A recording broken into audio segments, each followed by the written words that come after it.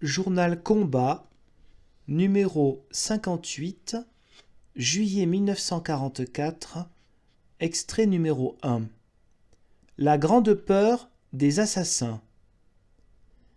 Sur les murs, sur les urinoirs de Paris, Darnand étale sa prose.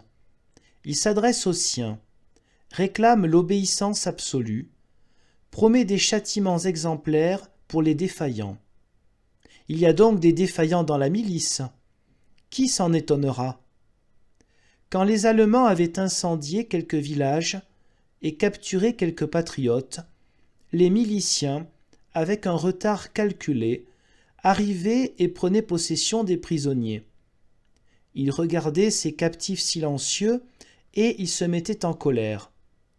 Rien n'est plus irritant que la vue d'un homme pour ceux qui ont délibérément cessé d'être hommes. Et puis leur travail commençait. Il s'agissait de prouver que la dignité humaine est un mensonge, et que l'homme conscient de soi et maître de son destin n'est qu'un mythe démocratique. Ils couvraient d'insultes leurs victimes, pour se mettre en goût, pour les avilir d'abord en paroles, et pour s'avilir un peu plus. Puis, ils arrachaient quelques ongles, ils défonçaient quelques poitrines. Il fallait obtenir de la victime pantelante un cri de souffrance, un aveu, un reniement. S'ils y parvenaient, ils respiraient un peu mieux. Ils pensaient « Nous sommes tous pareils, ceux-là ne crâneront plus ». Heureux d'avoir transformé des juges muets en complices de leur déchéance. Malraux dit quelque part qu'il est impossible de diriger le jet d'un lance-flamme sur le visage d'un homme qui vous regarde.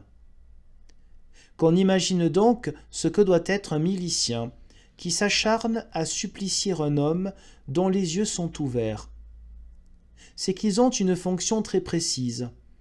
Effacer tout ce qui n'est pas vil, tout ce qui n'est pas lâcheté.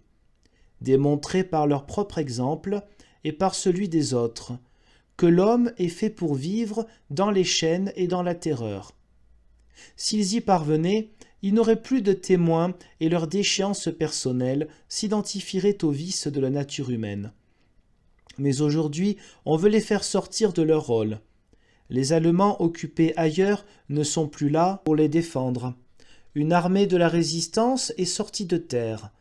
On leur demande de se battre homme contre homme, fusil contre fusil. Et c'est profondément injuste. Où veut-on que ces bourreaux trouvent du courage? Il faudrait qu'ils possèdent précisément les qualités qu'on leur a demandé de détruire chez eux et chez les autres.